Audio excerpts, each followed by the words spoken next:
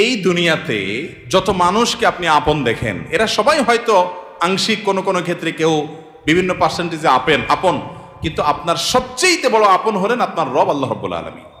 আল্লাহর চাইতে বড় আপন আর কেউ নেই। আপনি একান্তে আল্লাহর সাথে একটু কথা বলেন। যারা ডিপ্রেশনে ভুগছেন, অশান্তিতে ভুগছেন, মানসিক অস্থিরতায় ভুগছেন, আজকেও আমার অফিসে আসার আগে দেখি এক লোক বসে আছে, নামাজ পড়লাম আমরা, উনি নামাজ পড়লেন না। তো আমি যার মাধ্যমে আসছে তাকে জিজ্ঞেস করলাম, নামাজ পড়লেন, উনি কি মুসলমান না? বলে মুসলমান, কিন্তু উনি অন্য জগতে আছে। কি? উনি আত্মহত্যা করবে। আজকের ঘটনা, উনি আত্মহত্যা করবে, উনি আসছে। হাসছেন আপনারা? এর আগে এক জুমা অফিস থেকে আমাকে ফোন দিল, জুমার নামাজ পড়াইতে ঢুকবো, বলতেছে এক লোক অফিসে এসে ঢুকছে, আপনার সাথে দেখা করবে, সে আত্মহত্যা করবে, জুমার নামাজও পড়বে না, এখন মরার আগে আপনার সাথে একটু দেখা করতে চায়। আমি আছি নারায়ণগঞ্জ, আর সে ঢাকায় অফিসে। ভাইরা আমার, আপনারা হাসছেন? ঘরে ঘরে অশান্তির সমুদ্র চলছে, ঘরে ঘরে মানুষের মধ্যে অশান্তির মধ্যে হাবুডুবু খাইতেছে। তরুণ ইয়াং মানুষ, বাচ্চা ছেলে, এখনো দুনিয়ার কিছু তারে পায় নাই, ব্যবসা বাণিজ্য, জ্ঞানজাম ফাসাদ কিচ্ছু পায় নাই, কলেজ ইউনিভার্সিটিতে পড়ে, সেখানে শতাধিক ছেলে এক বছরে আত্মহত্যা করে ফেলতেছে। মানসিক শান্তি যেটা, এটা এই সমাজের প্রতিটা ব্যক্তি থেকে উঠে যাচ্ছে। প্রত্যেকটা মানুষ অস্থির। এর মূল এবং প্রধান কারণ হলো এই কলব এবং অন্তরে যে জিনিসটাকে ঢুকানো দরকার ওটা না ঢুকাইয়া ভুলটারে ঢুকাইয়া বসে আছে, ইনস্টল করে নিছে দুনিয়াকে। দুনিয়া ছাড়ার কিছু তার মাথায় নাই। একজন যুবক, তিনি কোনো মেয়ের সাথে অবৈধ সম্পর্কে জড়িয়েছেন, হারাম সম্পর্কে জড়িয়েছেন, সেটা একটা বিষয়, কিন্তু সেই মেয়ে তার সাথে ধরুন মানে কথা রাখে নাই, সে আরেকজনের সাথে ভেগে গেছে বা অন্য কোথাও তার বিয়ে হয়েছে। এখন সে ডিপ্রেশনে ভোগে। কেন ডিপ্রেশনে ভোগে? যে ওই পছন্দের মানুষটাকে সে পায় নাই। আলটিমেটলি এটা দুনিয়া, ঠিক না? ঠিক। আলটিমেটলি এটা কি? তার অন্তরে যদি আল্লাহকে স্থান দিত, আল্লাহকে যদি সবচেয়ে বেশি ভালোবাসতো, আল্লাযীনা আমানু আশাদ্দু হুব্বাল, তার অন্তরে যদি আল্লাহর সাথে মহব্বত সবচেয়ে বেশি থাকতো, আল্লাহর সন্তুষ্টিটাকে সবকিছুর উপর যদি প্রায়োরিটি দিত, তাহলে এরকম কেউ তার জীবন থেকে চলে গেছে, কেউ আসছে, কোনো দোস্ত নারাজ হয়ে গেছে, কিছু টাকা লস হয়ে গেছে, একটা ব্যবসা ছুটে গেছে, কিছু ক্ষতি হয়ে গেছে, এগুলোর কোনোটি তার জীবনে কোনো প্রকার প্রভাব ফেলতো? কি হয়েছে? এগুলা গেছে, আরো আসবে, না আসলোই না, তাতে কি সমস্যা? আমাকে তো আল্লাহর কাছে যেতে হবে, কিয়ামতের ময়দানে দাঁড়াতে হবে, সারা জীবনের হিসাব দিতে হবে। আমি সেই জায়গা কি হিসাব দিতে পারবো, সেই জিনিসটা আমি ঠিক রাখতে পেরেছি কিনা, এটাই হলো আমার মূল গোলের জায়গা, এটা হলো মূল টার্গেটের জায়গা। এইভাবে যদি আপনি ভাবেন, তাহলে আপনার মধ্যে ডিপ্রেশন ইনশাল্লাহ এমনিতেই দূর হয়ে যাবে। মোহতারাম হাজরিন, অতএব সম্পদ উপার্জন করেন, ব্যবসা বাণিজ্য করেন এবং জাগতিক কাজ করেন, এতে কোনো সমস্যা নাই, কিন্তু অন্তরে দুনিয়াকে নয়, আল্লাহকে স্থান দেন। এবং এই স্থান দিতে গিয়ে আপনাকে স্যাক্রিফাইস করতে হবে। কি স্যাক্রিফাইস? ওই যে সৎ পথে চলবেন, হক হালালি চলবেন, টাকা পয়সা বেশি হবে না। অন্যরা তো দূরের কথা, নিজের আপন মা বাবার কাছেও দাম পাবেন না, ভাই বোনের কাছে দাম পাবেন না, বইয়ের কাছেও হয়তো দাম পাবেন না, ছেলে মেয়ের কাছেও হয়তো দাম পাবেন না, বন্ধু বান্ধবের কাছেও দাম পাবেন না, এলাকার ইমাম সাহেব, খতিব সাহেব, হুজুর সাহেবের কাছেও দাম পাবেন না, কারণ পয়সা নেই। কিন্তু আল্লাহর কসম, যেই জায়গায় দাম পাওয়া দরকার সেই জায়গা ঠিকই পাবেন। আরশ আজিমের মালিক আপনার অনেক বেশি মূল্য দিবেন। নবী করিম সাল্লাল্লাহু আলাইহি সাল্লাম কতবার এরকম বলেছেন সাহাবীদেরকে, তোমরা কোনো জান্নাতি লোক দেখতে চাও? বলি ইয়া রাসূলুল্লাহ, দেখতে চাই। একটা লোক চলে যাচ্ছে সামনে দিয়ে, তিনি জিজ্ঞাসা করেছেন, এই লোকটা সম্পর্কে তোমাদের কি ধারণা? বলি ইয়া রাসূলুল্লাহ, লোকটা খুব সাধারণ একজন মানুষ, এত গরিব, সমাজের এত সাধারণ মানুষ যে এ ব্যক্তি কারোর মেয়ে বিয়ে করতে চাইলে কেউ তার কাছে মেয়ে বিয়ে দিবে না, কেউ তাকে পয়সা হাওলাত দিবে না, কেউ তাকে চেয়ার দিবে না, কেউ তাকে কদর করবে না। আরেক লোক আসছে, নবী করিম সাল্লাল্লাহু আলাইহি সাল্লাম বলেন, এর সম্পর্কে তোমাদের বক্তব্য কি, মূল্যায়ন কি? সাহাবীরা বলছেন, ইয়া রাসূলুল্লাহ, এই লোকটা যার মেয়ের বিয়ের অফার করবে, সবাই তার কাছে মেয়ে দিতে পারলে সৌভাগ্যবান মনে করবে, পয়সা আলা, ভাবসাবালা, সমাজে অবস্থানওয়ালা। সে কারো কাছে কিছু চাইলে কেউ তাকে ফেরত দিবে না, তার অবস্থান আমাদের কাছে অনেক বেশি। নবী করিম সাল্লাল্লাহু আলাইহি সাল্লাম প্রথম যে ব্যক্তি, যাকে সমাজের মানুষ অনেক তুচ্ছ মনে করে, অনেক দুর্বল মনে করে, তার সম্পর্কে মূল্যায়ন করে তিনি বলেছেন, এই যে প্রথম লোকটা, দ্বিতীয় লোকটার মতো মানুষ যদি গোটা দুনিয়াতে পরিপূর্ণ হয়ে যায়, তবুও এই প্রথম, এই দুর্বল, কিশোকায়, হ্যাংলা পাতলা, গরিব, অভাবী মানুষ, যাকে তোমাদের সমাজ কোনো দাম দেয় না, এই লোকটার মর্যাদা আল্লাহ রাব্বুল আলামিনের কাছে ওই দ্বিতীয় লোকটার মতো মানুষ গোটা দুনিয়াতে পরিপূর্ণ হওয়ার চাইতে বেশি। ভাইরা আমার, এজন্য সামাজিক অবস্থান এটা আরেকটা ডেঞ্জারাস ব্যাধি, নেশা। নেশা সামাজিক অবস্থান। বেশিরভাগ লোক পয়সা করি কামাই করেন নিজে খাওয়ার জন্য না, ভাবসাবের জন্য। কিসের জন্য? ভাবসাবের জন্য। ভাবসাব বুঝেন? আমি এই জন্য প্রায় সময় বলি, গোটা দুনিয়াতে এখন অভাবটা হলো ভাবের। অভাবটা কিসের? ভাবের অভাব। যে আমাকে মানুষ লাখপতি বলবে, কোটিপতি বলবে। অনেক লোক দেখবেন যে বিদেশে হয়তো উনি সাধারণ একটা কাজ করেন, কিন্তু দেশে আইসা মাশাআল্লাহ কোট টাই বুট, ঢাকা শহরে হয়তো কোনো একটা দোকানে কাজ করেন, কিন্তু গ্রামে যায় মাশাআল্লাহ এমন ভাবে পরিপাটি হয়ে যান যে উনি ঢাকা শহরের বিশাল শিল্পপতি। আছে না নাই? তো বেচারা এত কষ্ট কেন করতেছে? তার দরকার একটু ভাব। তার কিসের দরকার? ভাব। এটাকে বলে সামাজিক অবস্থান।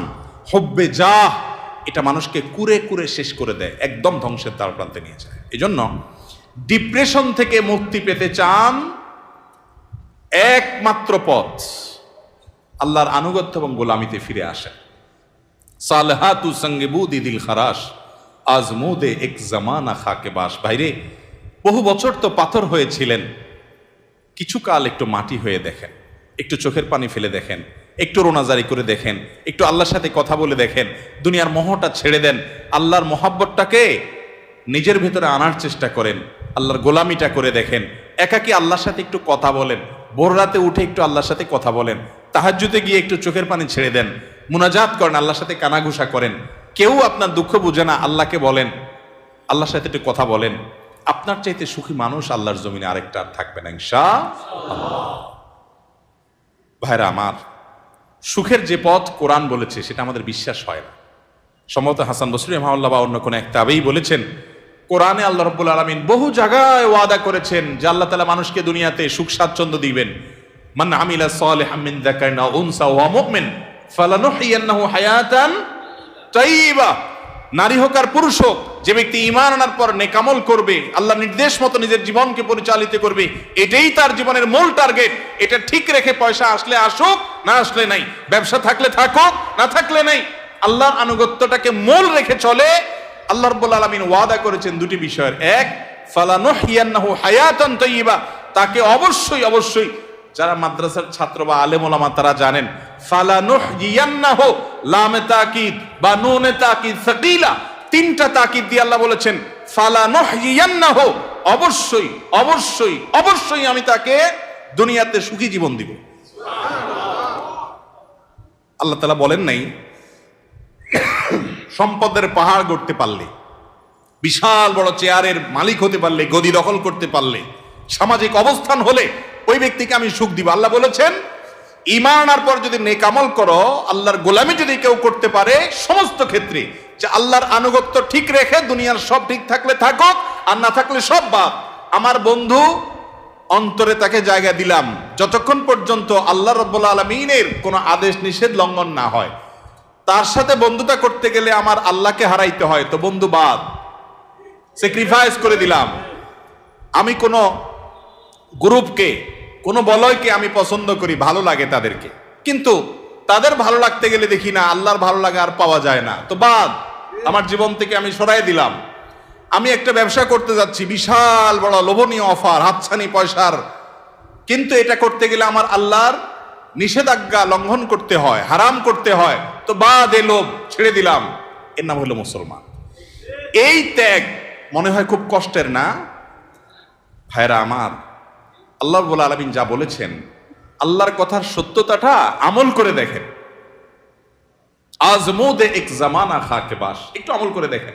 স্যাক্রিফাইসের ভিতরে যে আনন্দ আছে, আল্লাহর শপথ ভোগের ভিতরে সে আনন্দ।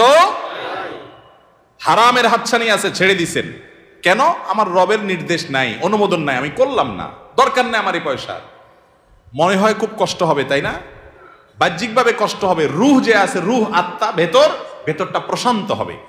একটি জয়ীফ হাদিস দ্বারা প্রমাণিত যে কোনো ব্যক্তি যদি তার দৃষ্টির এরিয়াতে কোনো পরনারীকে দেখে, সুন্দরী মেয়েকে দেখে, দেখার সুযোগ আছে, ইউটিউব ফেসবুকে ভালো জিনিস দেখতে দেখতে হঠাৎ একটা খারাপ জিনিস চলে আসছে, আপনি দেখলে দেখতে পারেন, কিন্তু দেখলেন না, এটাকে অ্যাভয়েড করলেন আল্লাহর ভয়ে, যে না, আল্লাহ তাআলা আমাকে কোরআনে নির্দেশ করেছেন কুল্লিল মুমিনিনা ইয়াগুদ্দু মিন আবসারিহিম, ঈমানদাররা যেন তাদের চোখের হেফাজত করে, আমি সেজন্য দেখব না। আপনি এটাকে এড়ায় গেলেন, স্কিপ করে চলে গেলেন, বাহ্যিকভাবে একটু কষ্ট হবে প্রথম, মনে হচ্ছে যে আরে এটা দেখলে মনে হয় সুখের সমুদ্রে আবুডুবু খাইতে পারতাম, কিন্তু আপনি দেখলেন না। একটু পরীক্ষা করে আমল করে দেখেন, কখনো যদি এটা আপনি অ্যাভয়েড করতে পারেন। একজন রাস্তা দিয়ে মেয়ে যাচ্ছে, সুন্দরী মেয়ে, আপনার চোখে হালকা আবসা আবসা দেখতে পেয়েছেন, যে আঁচ করতে পেরেছেন একজন সুন্দরী মেয়ে যাচ্ছে বেপর্দা, আপনি চাইলেই তাকিয়ে হারাম স্বাদ নিতে পারেন, কিন্তু আপনি নিলেন না, নজরটাকে নিচু করে নিলেন, হেফাজত করে নিলেন, এতে আপনার একটু কষ্ট হবে। একটু প্রথম ধাক্কাতে একটু কি হবে, কষ্ট হবে। আল্লাহর কসম করে বলেছি, আপনি পরীক্ষা করে দেখেন, আপনি একটু পরেই সে মেয়েটা আপনার দৃষ্টি থেকে যখন আড়াল হয়ে যাবে, দূরে সরে যাবে, আপনার অন্তরের ভিতরে সাথে সাথে ঈমানের স্বাদ অনুভব করবে। সাথে সাথে দেখবেন আপনার মধ্যে একটা ভালো লাগা কাজ করবে। সে ভালো লাগাটা কি, যে আমি আমার রবের নির্দেশ রক্ষা করতে পেরেছি, আলহামদুলিল্লাহ। শয়তানরে কাত করতে পেরেছি, কুপকাত করতে পেরেছি, শয়তান আমাকে হারাইতে পারে নাই। এই জন্য ভাইরা আমার, আল্লাহর আনুগত্যের জন্য চেষ্টা করবো তো ইনশাআল্লাহ। বিশ্বাস করুন, সম্পদে, দুনিয়ার মোহে, দুনিয়ার কোন ঐশ্বর্যে, দুনিয়ার কোন ভোগ বিলাসের উপকরণের মধ্যে আল্লাহর শপথ, আল্লাহ শান্তি রাখেন না। যদি রাখতেন তাহলে আগের জেনারেশনের চাইতে এই জেনারেশনের হাতে সুখ সমৃদ্ধির সমস্ত উপকরণ, ভোগের সমস্ত উপকরণ আছে, তারপর আত্মহত্যা করে, গরিবের চাইতে ধনীরা আরো বেশি করে। ঠিক না ঠিক? বোঝা গেল আল্লাহ তাআলা এগুলোতে শান্তি রাখেন নাই। শয়তান আমাদেরকে ওয়াদা করেছে একবার, আশ-শাইতানু ইয়াইদুকুমুল ফাকরা, শয়তান তোমাদেরকে গরিব হয়ে যাবা এটার ভয় দেখাচ্ছে। এই একবার বলাতে আমরা শয়তানের কথা যে পরিমাণ বিশ্বাস করি, কোরআনে আল্লাহ তাআলা কতবার বলেছেন, ফালানুহিয়ান্নাহু হায়াতান তাইয়্যিবা, ঈমান আর নেক আমল অনুযায়ী চলো। পয়সা তোমার কম থাকুক, বাড়ি গাড়ি তোমার কম থাকুক, বেচা কিনা তোমার কম থাকুক, দোকান একটা কম থাকুক, সবাই তোমাকে দাম কম দেখ, তোমার কোনো গুরুত্ব সমাজের মানুষের কাছে না থাকুক, কেউ তোমাকে নেতা না বানাক, পাত্তা না দেখ, কিন্তু তুমি মানসিক যে প্রশান্তি হাসিল করবা, ওইটা কোটিপতি, মিলিয়নার, বিলিয়নারকে আল্লাহ রাব্বুল আলামিন দেন নাই। আল্লাহর এই কথার উপরে আস্থা বিশ্বাস রাখার জন্য দরকার হলো ঈমানী শক্তি। এই জন্য বলি, মাঝে মধ্যে তাকওয়ার চর্চা করে দেখেন, দেখবেন কি স্বাদ। আল্লাহ তাআলা আমাদের সবাইকে তাকওয়ার সে স্বাদ আস্বাদন করার তৌফিক দান করুন। এবং ডিপ্রেশন এবং মানসিক যে অশান্তিতে মানুষ ভুগছে আজ, এটার মূল কারণ হলো দুনিয়ার মোহে অন্ধ হয়ে যাওয়া। দুনিয়ার মোহ এটা মানুষকে পাগল পরা করে দেয়, অস্থির করে দেয়। আর যখন অল্পে তুষ্ট থাকে মানুষ, যা পেয়েছে তাতে শুকর আদায় করে, আল্লাহ তাআলা নগদ শান্তি দান করেন। আল্লাহ তাআলা আমাদের সবাইকে মানসিক প্রশান্তি দান করুন।